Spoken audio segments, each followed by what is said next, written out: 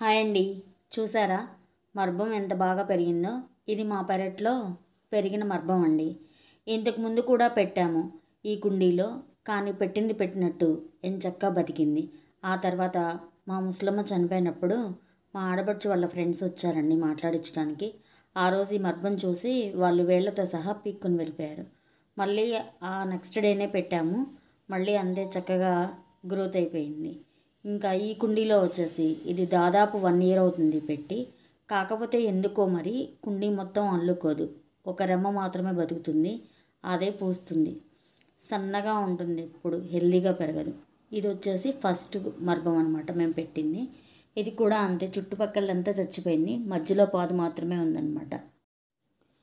ఇలా వారానికి ఒక కుండీలు ఇది తెంపుకుంటూ ఇంకా నాకు అమ్మవారికి పెట్టుకోవడానికి సరిపోతూ ఉంటుందన్నమాట, పొలంలో వేసి కట్టుకోవడానికి. కాకపోతే ఇప్పుడు 1 మంత్ నుంచి అయితే కోయట్లేదు. నేను ఇప్పుడు పూలమాలలు ఏవి కట్టట్లేదు కదా, మా తులసమ్మ వెళ్ళిపోయాక ఇంకా నెక్స్ట్ స్టార్ట్ చేయాలి కోయటం.